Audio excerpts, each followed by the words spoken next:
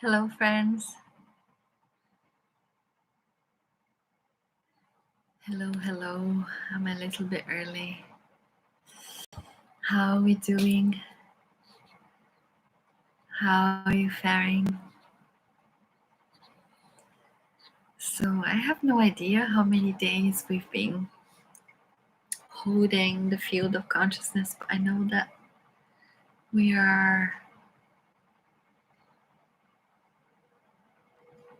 must be 6 weeks.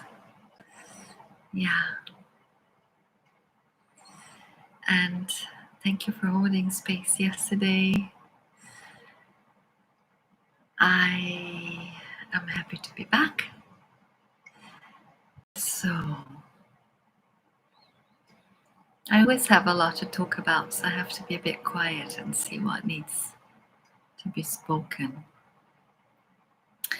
Luxor, Egypt is preparing, you probably know, for the grand opening of the official opening. It's already open, but the official opening of the Sphinx Avenue, which is literally an avenue of stone sphinxes, and the sphinxes are shaped like rams, and I don't know how long it is, but it's quite a few kilometers long, the procession between Luxor Temple and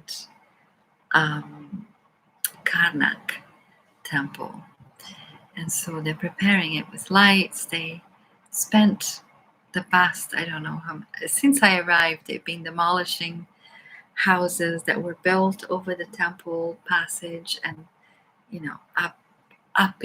finding the remnants of the sphinxes and placing them, and really recreating this passage between Luxor and Karnak. And if you know anything about Egypt, Karnak is, for me, maybe Egyptologists will disagree, but Karnak for me is so much about the divine merging and the divine child, and the nurturing of life, the nurturing of the seed. Although many pharaohs built parts to the temple that was more putting the emphasis on themselves, but I feel that originally the original ones that built Temple of Karnak, the whole city complex, was about consciousness. And it bridges this passage of the sphinxes, bridges the temples. And the temple of Luxor, which is right in front of me here, is known. Shwala de Lubeck is one of the great researchers and mystics, wrote about this temple as being the temple in man, I think he called the book. So he could see the sacred geometry of us, this sacred biology, technology, which is the physical body, and the temple that was built by Amenhotep III. So it's interesting that we're doing this voyage through consciousness. Nothing is by accident. And now we are expecting in a minute now dignitaries to land in our town and to unveil this bridging of consciousness and man as a temple. So it feels so poignant that this is also what we're doing in our 3 minutes, in our agreement to be together for consciousness, for evolving ourselves by being more in tune with ourselves, and then being Ella, thank you. Yes, it is exciting. So yeah, I feel that whatever is going on in the outside world is so much a picture, right? of what is our inner world.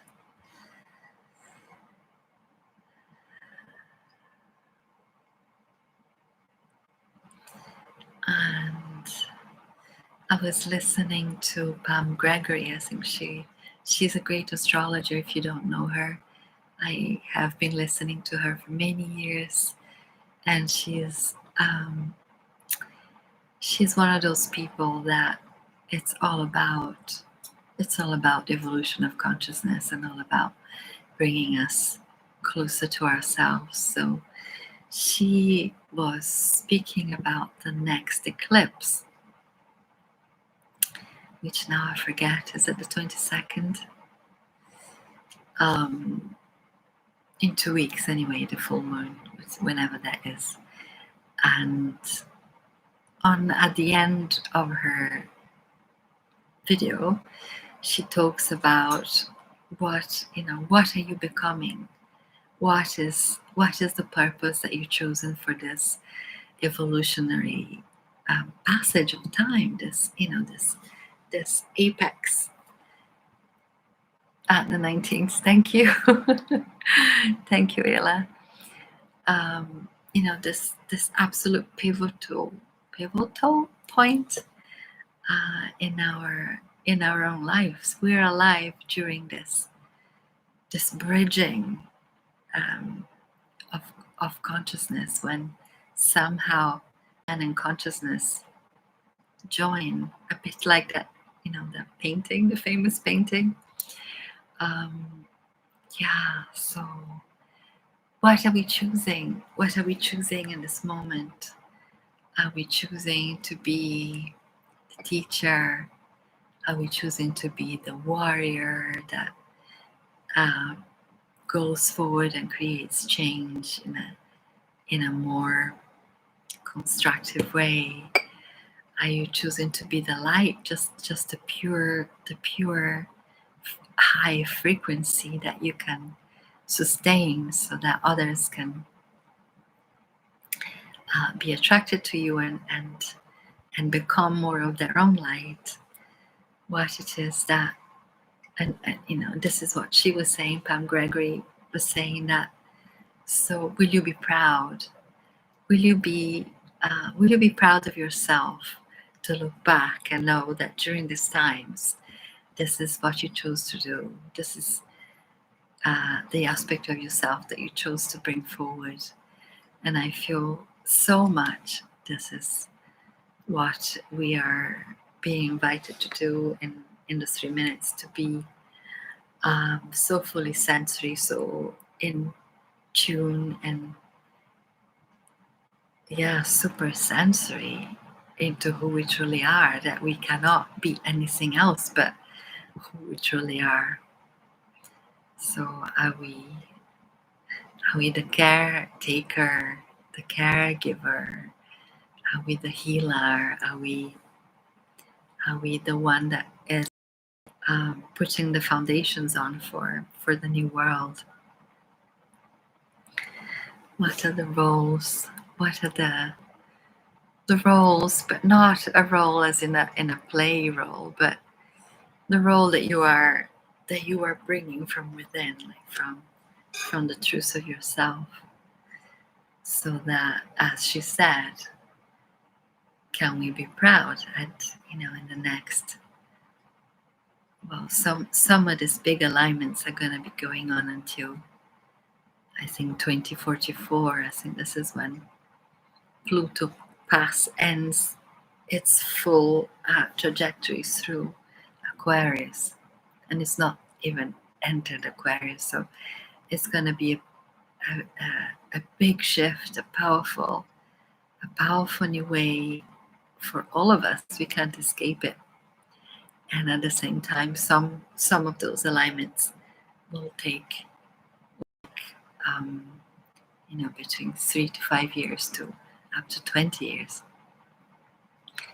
So will we look back in 20 years' time and tell ourselves, I did that, I was there, I held strong, I did my very best?